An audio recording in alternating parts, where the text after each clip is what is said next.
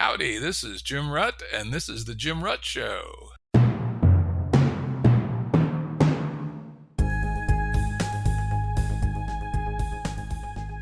This is a Currents episode. Currents are shorter and less heavily produced than our full-length episodes and generally focus on a single topic. As always, links to books, articles, and organizations mentioned are available on the episode page at jimruttshow.com. That's jimruttshow.com. Before we get started, I'd like to ask our listeners to consider giving us a 5-star rating on their podcast app. Ratings help raise our visibility on the apps, which helps us build our audience, which lets us continue to attract the great guests that we have on the show. And if you're feeling extra motivated, consider writing a review. Thanks. Today's guest is Welf von Hören. I probably mangled the German pronunciation of that a little bit, but hey, that's the way it goes. He's the CEO of Potential Inc. Potential has built and is just launching a public beta of their Potential app with the ambition of helping us humans, us weak humans, as we've often talked about on the show, close the gap between intention and action. You can search for Potential on the Apple App Store or on Google Play for Android, or you can visit potential.app for a lot more information and links to both stores. Welcome, Welf. Hey, Jim. Great to be here. Yeah, great to chat with you again, as we regularly do. Before we jump in, I'm going to make a disclosure, which I always do when I have a potential conflict of interest. I have a small investment in Potential, and I've been advising Welf since before he had a clear product concept. I was drawn to his rather deep analysis of the current human situation and proposed road forward. So with that, let's get started. Where, in your opinion, are we today as a civilization? The good thing is with the listeners of this podcast that there's already so much context existing. I think the most relevant thing is there's multiple existential risks and crises, and all of them taken together put us on a trajectory of at least civilizational collapse, if not worse. And we've seen that kind of materialize over the last 2 years increasingly. And so my understanding of this was heavily inspired by Daniel Schmachtenberger's work, is that we need to basically at civilization scale upgrade the human capacity for making omni-considerate choices. So how do we make choices that are good for ourselves, that are good for our community, and that are good for the world at large? That's how I interpret the transition to something like Game B. How do we increase our collective capacity to make choices, to design environments, to design civilization in a way that is increasingly beneficial to all of life? In the Game B conversation, there's long been the idea and even the tension between the need to increase human capacity on one hand and to improve human institutions on the other. How do you see those two things working together? There's not a clear line, right? Because we are heavily shaped by our environments. We're heavily shaped by our institutions. We're conditioned by our schools. And then so our capacity has been conditioned by the environment that we grew up in. And so we both need to change this environment to condition increasingly better humans. But then, of course, we also need to, and that's luckily something that where I think there's a lot of untapped potential, where I think the individual has tremendous capacity to transform themselves and to increase their capacity if aware of that potential. And so I think it's really both. One or the other alone won't do. But I like Daniel Thorson's sort of take on this, how personal responsibility and transformation leads into collective transformation and vice versa. So better humans will be able to make better institutions and the other way around. Yeah, I think that's exactly right. That's after years of struggling with this. I think the Game B consensus now is that to build better institutions, you need people with higher capacity, and to maintain and draw people towards higher capacity, you need better institutions. So it's essentially a co-evolutionary context where you improve one, then you improve the other, then you improve one, then you improve the other. And of course, it's actually going on in real time as a swirl. And if we do this correctly, we bootstrap, cause a phase transition, and get to a much better world. quite a jump there, but maybe to add one more thing, which is it also means that we can't just have a definition of self-actualization and personal responsibility that stops at sort of the individual level, right? Ultimately, becoming fully alive and becoming and growing into the most capable and wise version of ourselves that we could must include taking responsibility in the greater transformation. And so one way to think about it is if I want to transform myself to the point where I can live a life in integrity with my values, actually, if we look closely, if we look carefully, that requires us to completely transform civilization, because in order to live without externalities, we need to basically reinvent the whole supply chain. We need to reinvent a lot of social systems in order to be able to do that. And so that's sort of where I think self-actualization is an amazing concept to go beyond that false dichotomy of, is it self-development or is it being in service of others? It's both in service of each other. Yeah, I think that's hugely important, because one of the critiques of some of the human potential movement is it's all about me being a better, shiny person, right? And that by itself is not going to get the job done. Yeah, exactly. And of course, the ends there are hugely important, where of course you can meditate and you can work out and you can learn how to focus better on your job at Shell, accelerating the extraction of fossil fuels, and obviously that's not really going to help. So yeah, Zuckerberg is apparently a meditator and an exerciser, right? See what that gets you, right? You just be a more efficient destroyer of the universe. We have to take that very seriously. We're laughing about it, but it's very seriously. One of the concepts I know you have used from Daniel Schmachtenberger, and that's then been expanded by others in the Game B thinking universe, is the concept of sovereignty. In fact, you've written a very interesting essay on Medium where you have taken the work of others, mostly Daniel, and laid it out very nicely. Maybe if you could explain to the audience, keep in mind, not everybody in the audience by no means is a Game B person. And so getting a nice description of the concept of sovereignty in the Game B sense would be quite helpful. So I'm going to start with Daniel's definition and then how I think about it. The way he lays it out is sovereignty is the product of three capacities. The first is our capacity to perceive the world. We could call that sentience.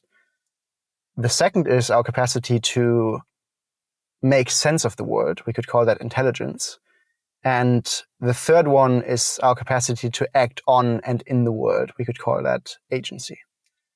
And so to illustrate what that means is you have archetypes for each of them. So you have for perception, you have the bodhisattva, who is both all perceiving and all caring.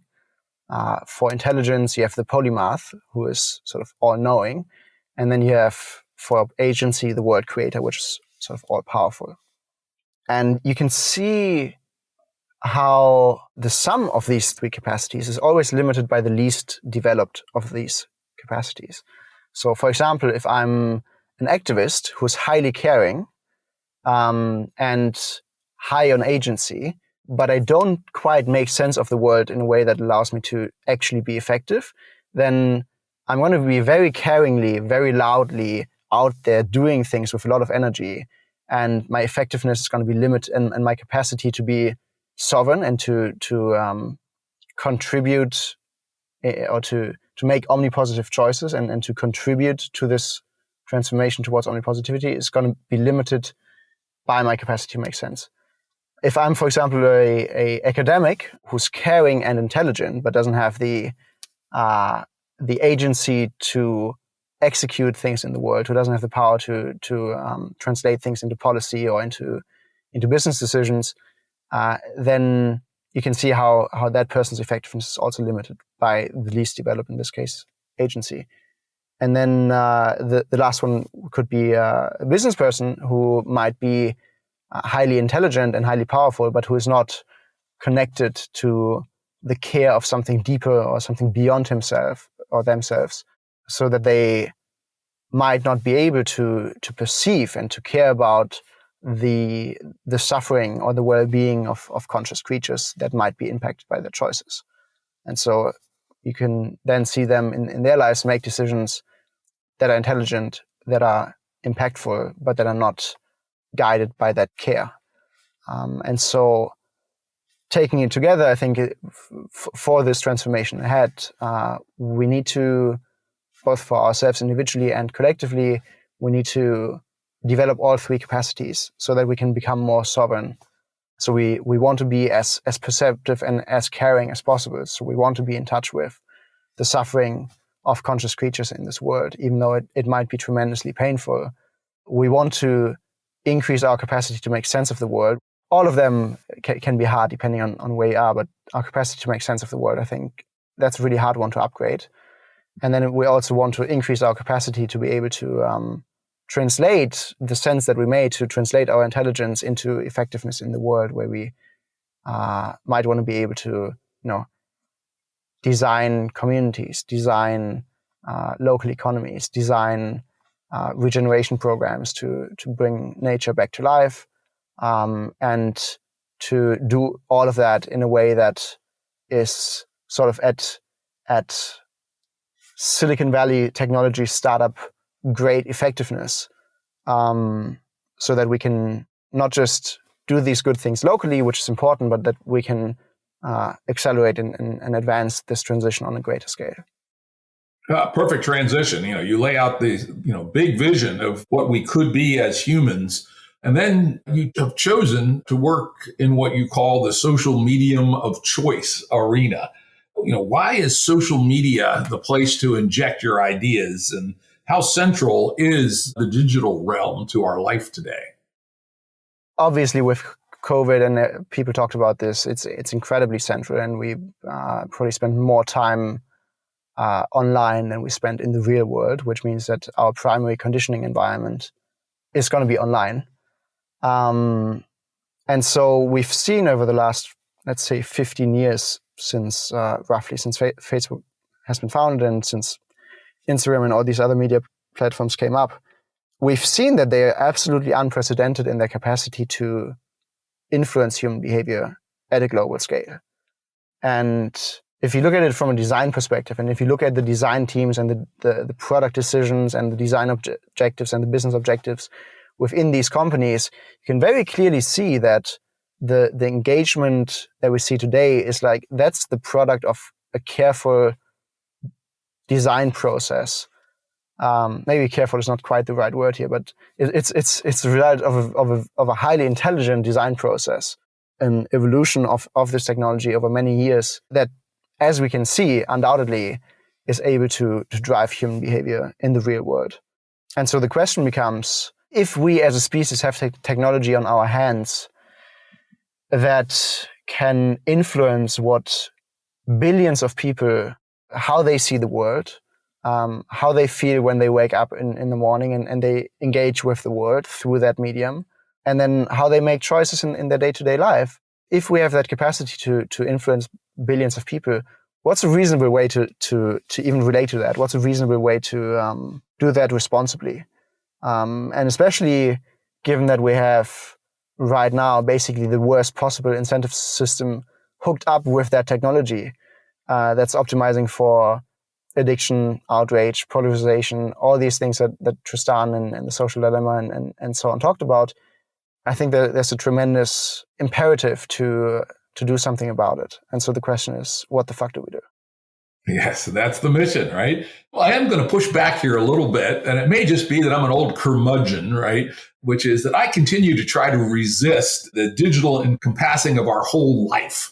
I continue to take off touching any interactive devices on every Sunday, my Cyber Sabbath Sunday initiative. I take a 6-month sabbatical, 6 months off of social media each year from July to January. I do put my podcasts up and stuff like that, but I don't get in the middle of mud wrestling on Facebook or any of the things that I so enjoy doing.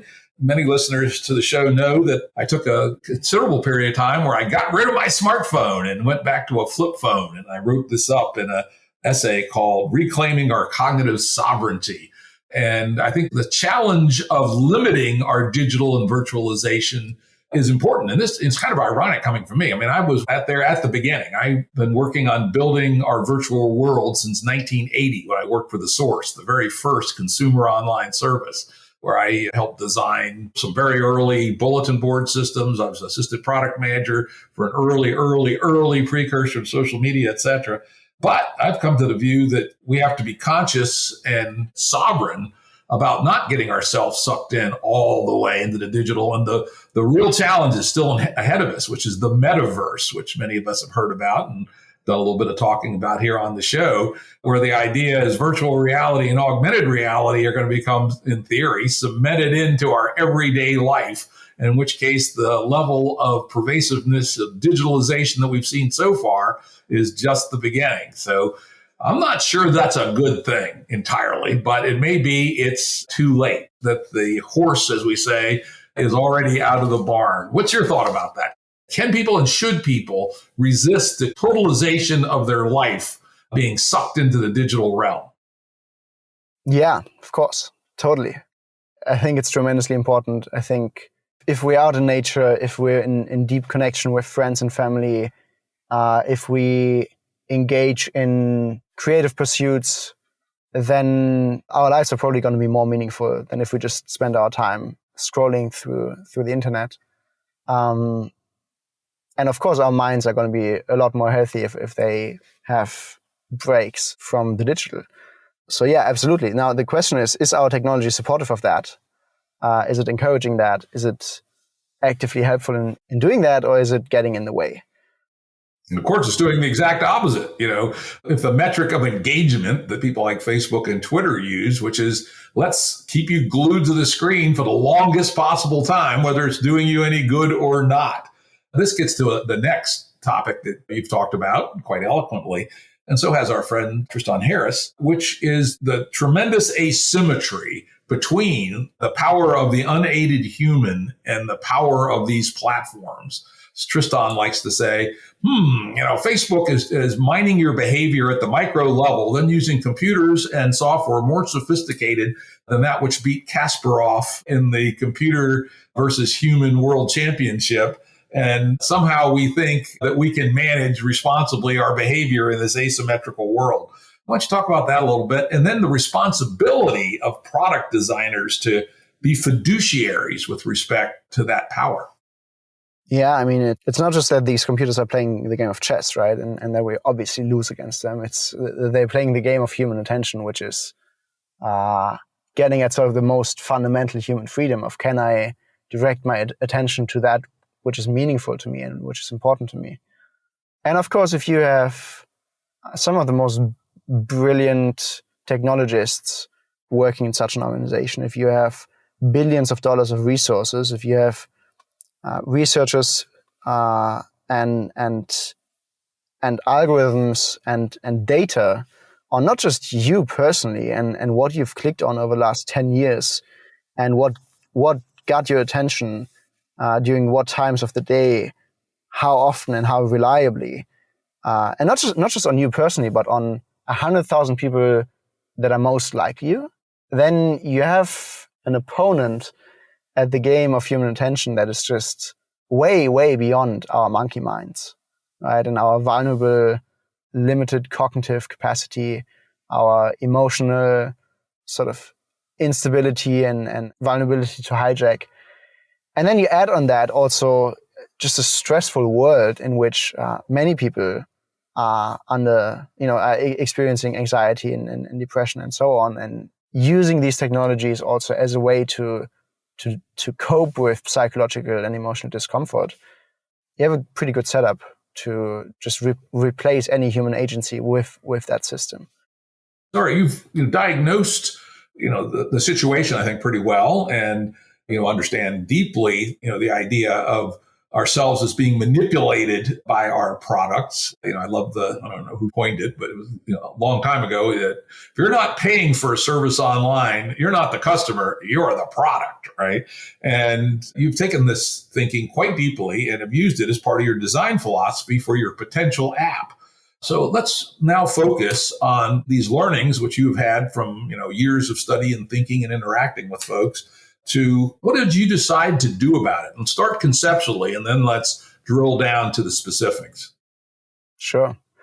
So the question is, if we have technology just in the abstract, like as humans, we manage to build technology that plays the game of human intention better than we can play it ourselves. And the people that have it are not going to give that power up. I don't trust the people legislating them, that they will be able to effectively get to the essence of how that fucks up human freedom and agency. And we're not going to just willpower our way out of it. So then the question becomes, okay, can we use that stack, that technology stack, to help us play the game of human intention in a way that's aligned with our best interest? And that's really, that's where fiduciary responsibility seems absurd and kind of out of the question if you look at the current day social media. But actually for us, it's merely the starting point for any subsequent consideration where for us, obviously the value proposition is, can we use this powerful technology in a way that gets you, or that helps you live a life that is more true to the life that you want to live? Does it help you become the kind of person that is more true to the kind of person that you could become? And does it enable you to be more powerfully in service of what you choose to serve? And so the way we think about that is, I call it augmented intentionality. So can we use this stack of technology, of persuasive technology, and instead of nudging you towards mindless behavior and conditioning you towards mindless behavior, can we make a digital environment that supports your capacity to mindfully choose what to do, and that increases your capacity to make these conscious choices and to do the things that you intend to do, right? And that's where you can see that there's a deep connection between the problem of mindlessness and sort of out-engineering human agency to the intention-action gap. Because ultimately, the intention-action gap existed before social media, right? It's just that social media is incredibly good at widening the gap and at using our tendencies that support the gap against us. And so then the question becomes, can we bridge that gap, and can we help you do more of the things that are important to you? And that's a good point, that this idea of weaponized seduction through information didn't start with social media. It goes all the way back to the printing press, probably, and then accelerated with things like the newspaper and then radio and then TV. I'm old enough to remember when there was lots of people worried about what was TV doing to human character. And frankly, it was doing a lot. And so this is not a brand new problem by any means, though it certainly appears that social media has taken it to the next level. Now, let's go to the idea of a fiduciary. And if you look it up in the dictionary, particularly in the financial side, fiduciary means that you must take the interests of your customer first ahead of your own as a business. Do you take that seriously? I mean, it's obviously a challenge as the CEO of a for-profit corporation. Yeah, I mean, luckily it's a public benefit for-profit corporation.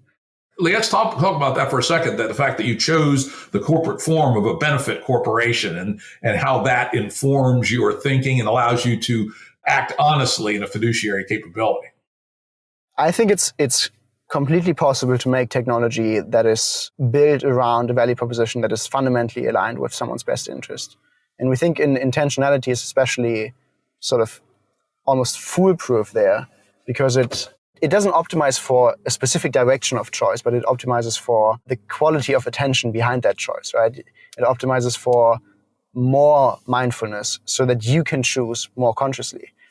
And at the same time, we think it takes actually a corporation, and it takes the sort of tech company setup to be really effective at bringing that value proposition into the world.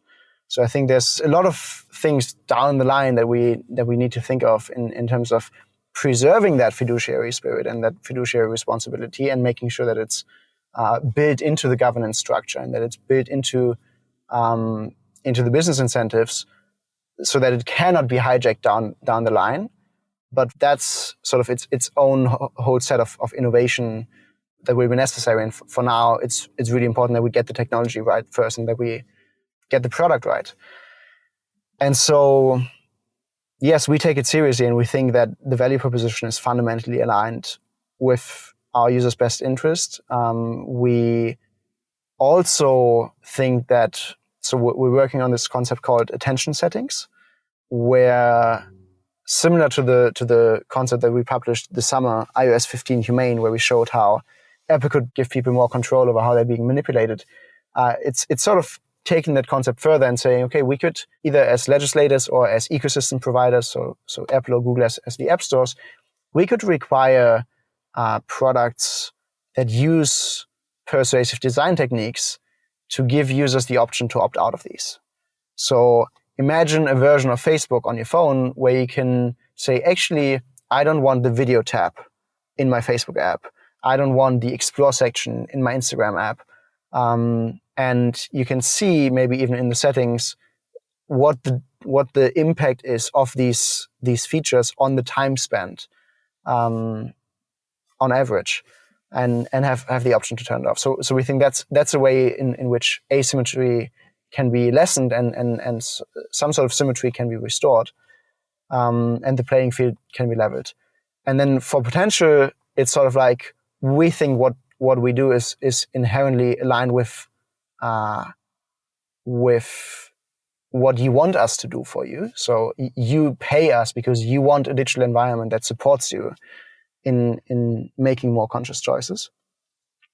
And then on top of that, we give you the option to sort of fine-tune which things and which possible sources of influence you actually want to use, so that you can opt out at any time. Very good. One of the things I heard from you when we were chatting, even before you had a clear product idea, which made me say, this fella's on to something, is when you use the expression closing the intention action gap.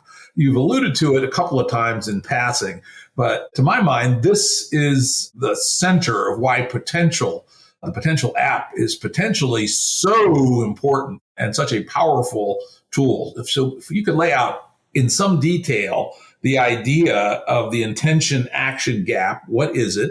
Why is it bad? And what can potential do about closing it? Yeah, I mean, it's I wouldn't say it's inherently bad. It's just inherently human.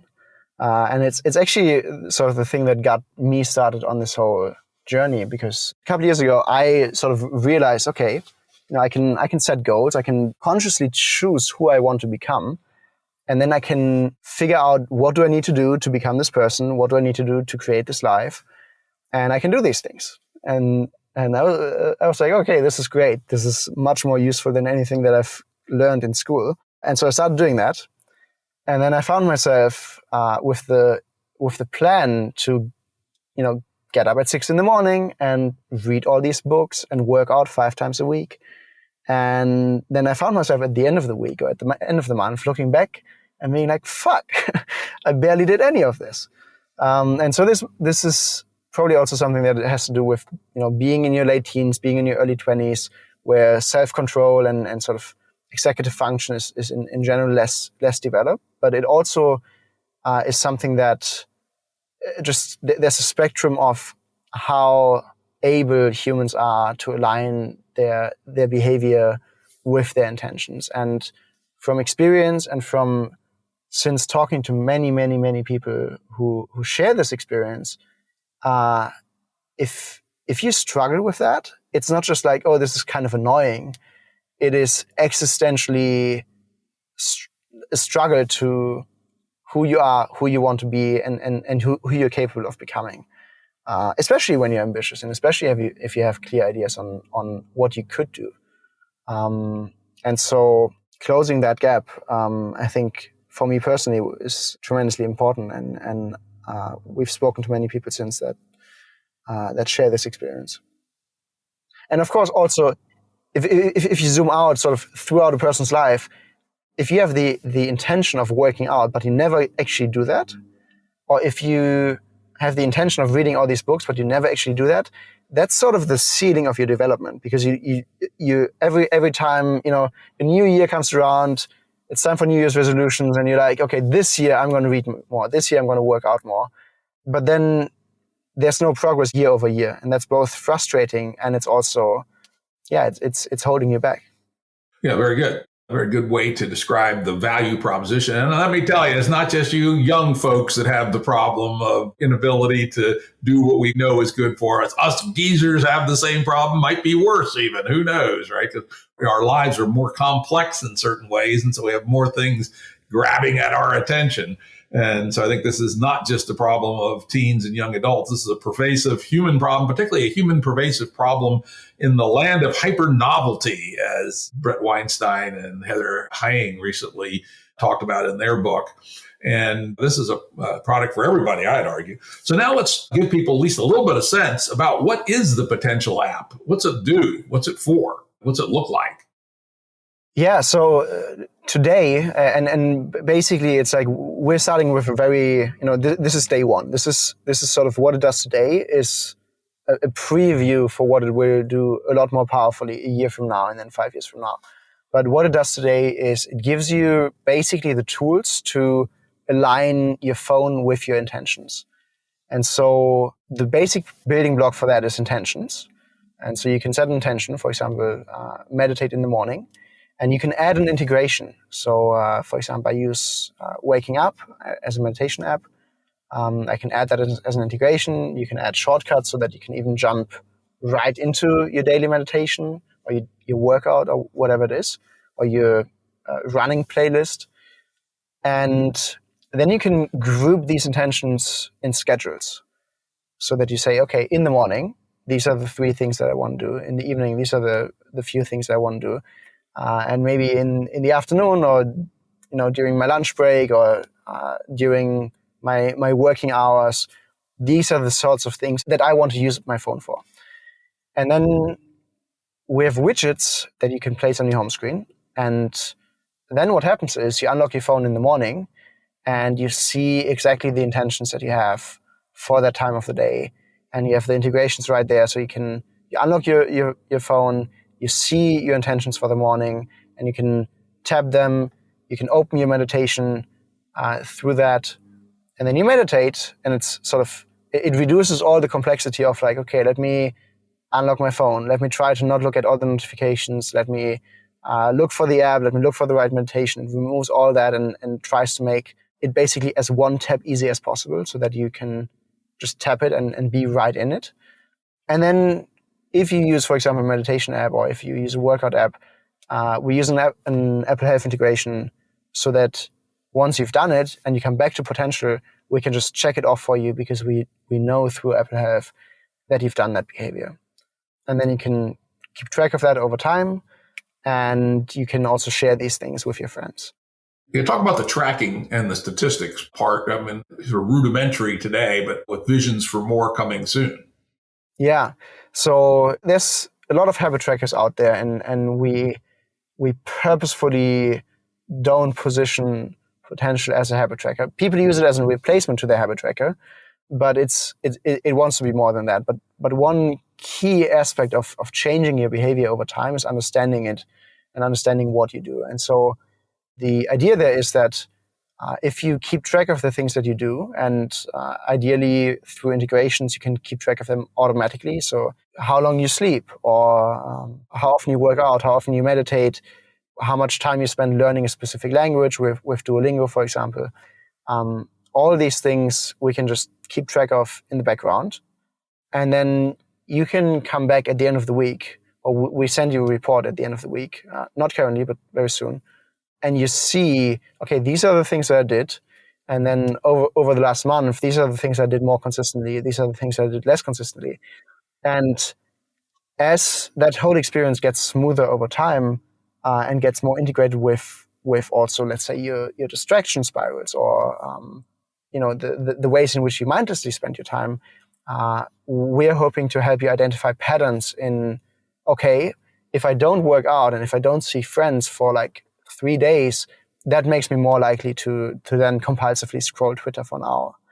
And we think it's really this sort of augmented self-awareness of just seeing your behavior and having it analyzed in a useful way, and then having suggestions made based on that to help you change your behavior in desired ways. And you can see how that's something that, if Facebook would just share the data that it has on, hey, these are all the things that we know that are connected to your longest sessions on the app.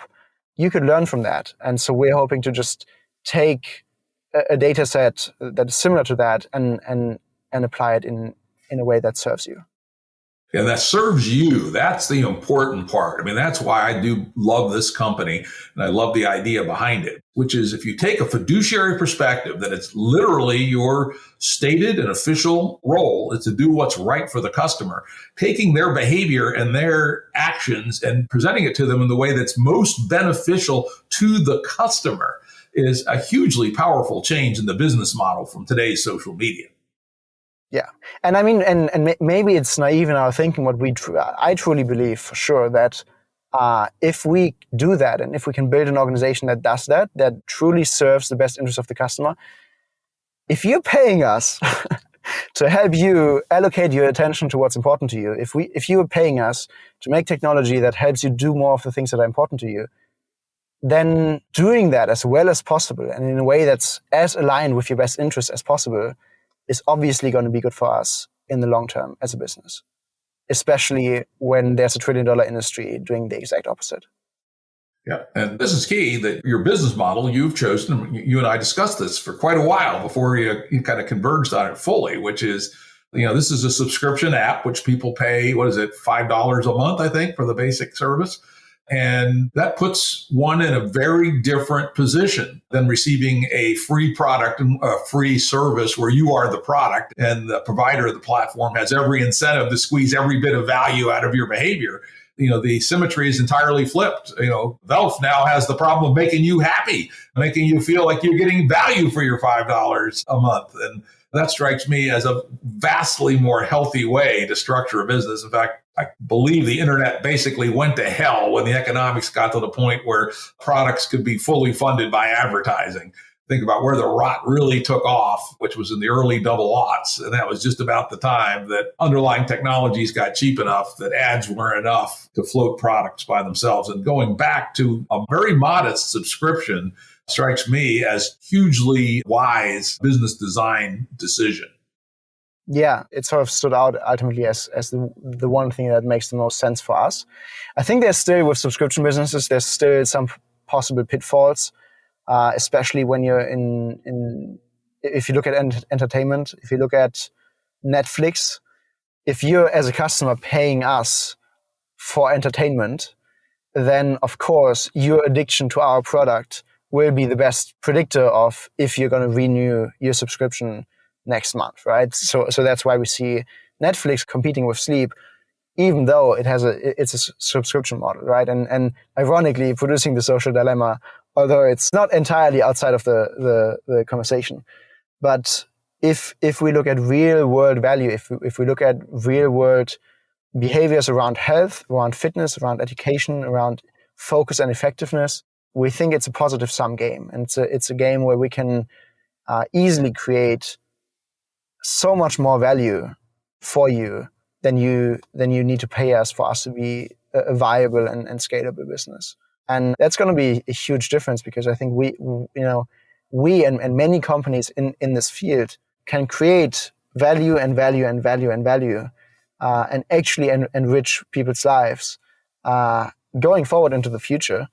And on the other hand, you have the attention economy, which is a zero-sum game, right? You have a finite amount of human attention, and you have a finite sort of mental health substrate of that attention.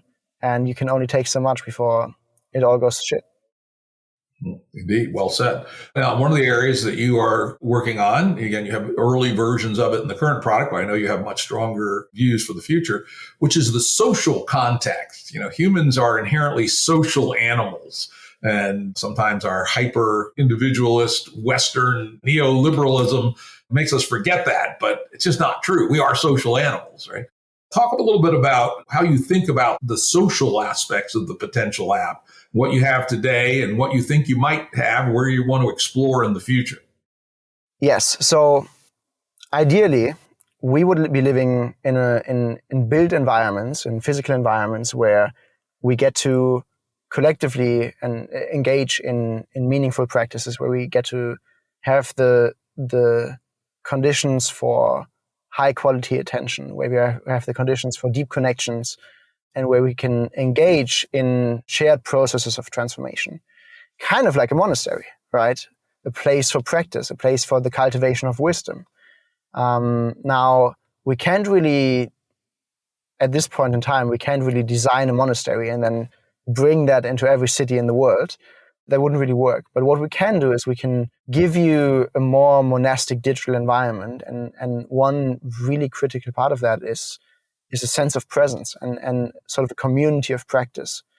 And we see that emerge with different digital campfires, right? Like the Stoa, or also Rebel Wisdom, and many other, let's say, cohort-based online courses and so on, that are all communities of practice, ultimately, right? Where people come together and practice certain virtues, practice certain qualities and certain skills. And so in this process of doing the things that we want to do, we think it's tremendously important to have a digital environment that gives us a sense of presence that, hey, you're not alone in this. And if you want to meditate in the morning and I want to meditate in the morning and we happen to be in the same time zone, let's have a digital environment that gives us the sense of like, okay, you're not just doing this by yourself, but there is someone sitting there with you that you know, that you care about, that shares this process with you. And right now, there's very basic social features, but going forward, we think there's a lot of opportunities to enable groups of practice, to enable communities of practice, and to have people not just connect, because that's not really meaningful, but to have people connect around doing the things that are important to them. And we think that's a tremendously meaningful value proposition, and actually just supportive of the deeper value proposition of helping you do the things that you want to do. Very good. Final topic on the product, and then we'll wrap her up. You don't have this in the product today, but I know it's part of your vision for the future. This is where it's going to be very interesting to make sure you keep yourself pure to your mission. And that is, at some point, you're going to be mining the data of human behavior, what apps people use, et cetera, which ones perhaps that they continue to use. If there's lots of meditation apps, you will have the data on which ones people actually use and consistently use. And presumably, and as you and I have talked about, you will be doing some recommendations for people about, what apps they might want to integrate in what domain. X in exercise, Y in meditation, Z in to-do lists, et cetera. Talk about that a little bit, and what the moral challenge will be to make sure you're not corrupted by, let's say, commissions being paid and things of that ilk. Yeah, so as the intelligent observer notices, there is going to be a point in time where if we succeed at what we're trying to do, then there's going to be a point in time where we have data on millions of people and the things that they choose to do, and also, crucially, the things that they actually end up doing, right? So we will be able to see, okay, I might set an intention for meditating in the morning, and I might set an intention for working out in the evening, and turns out I'm a lot more consistent at my workout practice than I am at my morning meditation. And so the idea there is that we can look at, okay, how do people like you, like what works for people like you, and what worked for people like you in the past? And based on that, can we maybe make a suggestion, not actually primarily on what kind of app you might want to use, but in the first place on how you might want to design that behavior, right? Like maybe you want to put your yoga mat out first thing in the evening before you go to bed, so that in the morning when you get up, you have your yoga mat already there and you have your workout clothes ready to go. Or maybe you want to add a little reward at the end of every second meditation or something like that. So we think that that's actually the main thing that we can find in this data, is what works for people like you, and how can you either be more successful at acting on the intentions that you have, or actually beyond that even, how can you maybe find intentions that you truly want to have, right? Like maybe there's someone that's 5 years older than you that has a similar psychometrics, and they've tried this meditation that you've been trying in the past and it didn't work for them. And then they found another practice, let's say gratitude meditation, and it completely changed their life, right? Can we sort of advance and accelerate this process of learning and figuring out what actually works for us? And then, of course, as integrations are central to what we're doing, there is going to be a factor of like, okay, maybe this meditation or this meditation app is better for you than another one, or helps you be more consistent.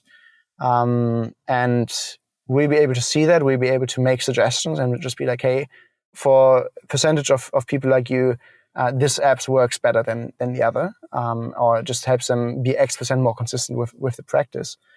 And there will be challenges in terms of, okay, do we get affiliate commissions for if we recommend an app, right? And we want to avoid that. And the way we think about it is, if you get to do the practice that you want to practice, if you get to do the thing that you intend to do, then, and that is with a specific meditation app, then that's going to be good for that app. And if it's good for that app, and if potentially helps you do this, then that app is incentivized to build integrations with us, which in turn allows us to build a smoother user experience, making it easier for you to do the things that you want to do, and giving us a more defensible market position. So that's a way we think in which it's going to be possible for us to design experiences that provide value to you, and that provide value to the third-party apps, and that provide value to us in a way that doesn't fuck up our incentives, but instead just leads to more value creation through a better product. All righty. Well, I think we're up to our time here now. I want to thank you for a very deeper than usual from a business guy perspective on why you're doing what you're doing and what your challenges are going forward. And for our listeners, check out the Potential app. You can get it at the Apple App Store or Google Play, or go to potential.app.